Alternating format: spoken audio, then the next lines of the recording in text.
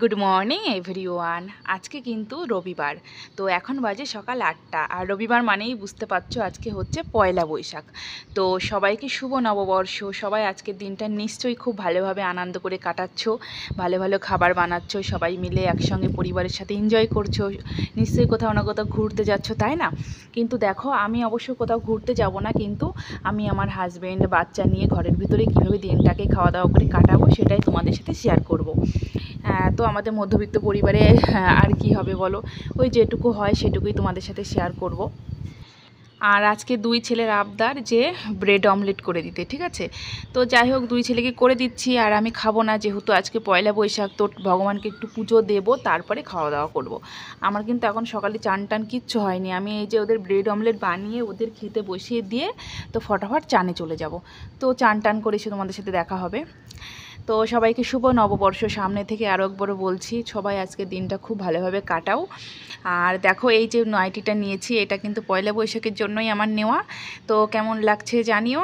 তো এখন আমি পুজো দেবো, স্নান টিনান সব হয়ে গেছে, তো চলো পুজো দিয়ে নিই। তো হাজব্যান্ড ওইদিকে মার্কেটে গেছিলো, মিষ্টি ফুল সব কিছু এনেছে। তো ভগবানকে আগে একটু পুজো দিয়ে দেবো। আর যেই ভগবানের গায়ে দেখো, একটা লাল কালারের ঘাগরা মতন দেখা যাচ্ছে, এটা কিন্তু আমি পয়লা বৈশাখের জন্যই এনেছিলাম। তো কালকেই অবশ্য আমি পরিয়ে দিয়েছি। তো একটু দেখো, ভালো করে ফুল টুল দিয়ে ভালো করে সুন্দর করে ভগবানকে একটু পুজো দিয়ে নেব। দিয়ে নিয়ে তারপরে আমি রান্নাঘরে যাব। তো চলো একটু পুজো টুজো দিয়ে নিই। মন্দিরে আর যাইনি এবার পুজো দিতে। অন্যান্যবার মন্দিরে যাওয়া হয়, কেননা এই তো নীল পুজো দুদিন আগেই গেল, মন্দিরে গিয়ে পুজো দিয়ে এলাম, সেই কারণে আজকে আর যাইনি। তো এই দেখো, খুব সুন্দরভাবে ভগবানকে ভক্তি শ্রদ্ধা করে পুজো দিয়ে চলে এলাম। আর রান্নাঘরে ঢুকে গেছি। তো এই যে আমটা সেদ্ধই দিয়েছি, আমের চাটনি করব। আর ওইদিকে হাজব্যান্ড খাসির মাংস এনেছে, ওটাই বাছা কাটা চলছে। আর দেখো হয়ে গেছে। আর আজকে কিন্তু বানাবো ফ্রায়েড রাইস, সাথে আমের চাটনি, খাসির মাংস, পাঁপড় আর স্যালাড। এই হবে আমাদের খাওয়া দাওয়া আজকে। আর বিশেষ কিছু বানালাম না। তো চলো ধুয়ে নিয়ে রান্নাবান্না শুরু করে দিই।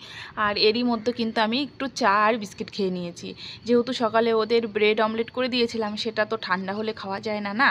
তো ওদেরকে বলেছি সব খেয়ে নিয়েছে। আর আমি একটু চা বিস্কিট খেয়ে নিয়েছি, ব্যাস। আর এই দেখো, ফ্রায়েড রাইস করবো, সেই কারণে গাজর বিনস টিনস সব ভেজে নেবো।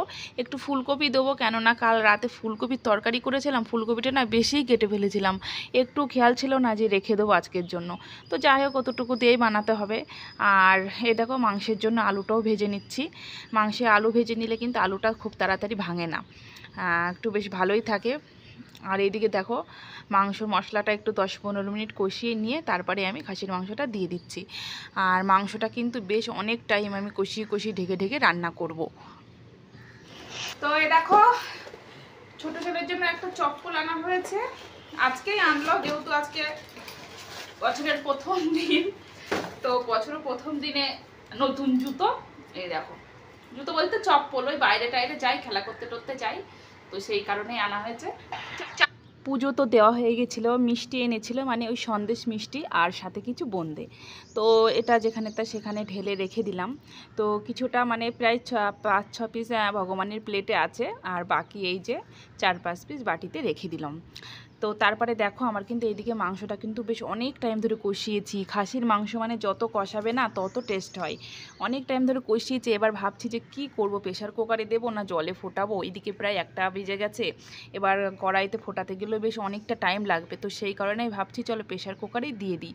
আর আমি না কোনোদিনও প্রেশার কুকারে দিয়ে রান্না করিনি, জানি না কেমন হবে, কতটুকু জল দেবো, কী দেবো, কিছুই বুঝতে পারছিলাম না।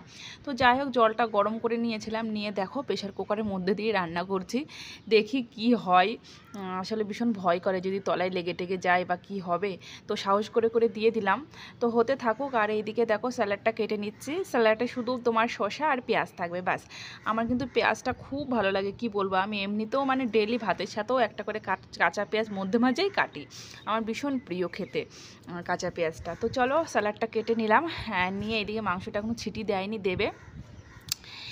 দেখি কটা সিটি, মানে বুঝবো, যদি জলটা বেশি বেরিয়ে আসে তাহলে অনেকটা দেবো, আর না আসলে বেশ লাভিয়ে দেবো 2-3টে দিয়ে। আর এইদিকে দুই ছেলেরও কিন্তু নতুন জামা পরিয়ে দিয়েছি, ওরা একটু আনন্দ করে বেড়াচ্ছে। তো এক্ষুনি ওদেরকে খেতেও দিয়ে দেবো। আর এই দেখো, আমার কিন্তু ফ্রায়েড রাইস হয়ে গেছিলো। আর তারপরে তোমার বানিয়েছিলাম ওই যে বললাম একটু আমের চাটনি বানিয়েছি, আর আজকে আমের চাটনির ভিতরে খেজুর দিয়েছি। আর এই যে কিছুটা সাদা ভাতও তুলে রেখেছি, সবকটা কিন্তু আমি তোমার গাজর টাজর মেলাইনি। আর এই যে তোমার শসা স্যালাড। তো মাংসটা কিন্তু হয়েও গেছে, আর প্রচণ্ড গরম জানো তো। আর ওদের ভীষণ খিদেও পেয়ে গেছে সকালে, যেহেতু সেই ব্রেড অমলেট খেয়েছে, কত টাইমই বা পেটে থাকে। আর এই যে কাজকর্ম রান্নাবান্না করছি বলে কিছু দিতেও পারিনি। তো এই যে পাঁপড় ভাজা হটপটে রেখেছি। তো চলো মাংসটা দেখো এক্ষুনি কিন্তু নামালাম আমি, এখনও পর্যন্ত ধোয়া বার হচ্ছে। তো কি আর করব বলো, দিয়ে দিই, পাতে পাতে তুলে দিই, তো ঠান্ডা হয়ে যাবে আস্তে আস্তে। আর নাই তো এই গাবলার ভিতরে রেখে দিলেও না ঠান্ডা হতে লেট হবে। তো সেই কারণে ভাবলাম ছেলেদের পাতে পাতে তুলে দিই। তো দেখো যেহেতু গরম, ও একাই খায়, তো আমি ভাবলাম চলো আজকে এমনি বছরের প্রথম দিন, তাহলে ওর একটু মেখে একবার খাইয়ে দিই। তো বলছে না না মাম্মা তুমি যাও, খেয়ে নাও খেয়ে নাও, আমাকে খাইয়ে দিতে হবে না, আমি একা খেতে পারি, আমি বড় হয়ে গেছি। তা আমি বলছি ঠিক আছে বাবা তুই একাই খা। তো দেখো আমি আর আমার হাজব্যান্ড নিচে বসে গেছি। আর মাংসটা কিন্তু সম্পূর্ণ কাঁচা লঙ্কা দিয়ে রান্না করা, সেই কারণে কিন্তু খুব একটা বেশি কালার আসেনি। আর আমরা শুকনো লঙ্কা কিন্তু আমরা একদমই খাই না, ঠিক আছে। যদি একটু তেলের উপরে ফোড়ন দিই সেটা ঠিক আছে, কিন্তু এমনি যে পাউডার সেটা একদম খায় না। তো যাই হোক হাজব্যান্ডকে তুলে দিলাম। আর দেখো একটু কিন্তু পাতলা পাতলাই হয়েছে, ওই যে বললাম প্রেশার কুকারে আমি কোনোদিনও বানাই না। তো সেই কারণে আর ফুটালেও লেট হয়ে যাচ্ছিলো, ছেলেদের খিদে পেয়েছে, ওই কারণে একটু পাতলা পাতলা রেখেছি। আর পাতলা হলেও জানো তো খুব সুন্দর লাগছিলো খেতে। আমি এমনিতেই মাংস চিকেন বলো মাটন বলো, আমি সব কিছু একটু বেশ গামাকা করি, পাতলা করাই হয় না। কিন্তু আজকে পাতলা করেছি না, বিশ্বাস করে এত সুন্দর টেস্ট লাগছে, খুব ভালো লাগছিলো খেতে। তো এই দেখো সেই লাস্ট পাতে কিন্তু চাটনি আর পাঁপড়।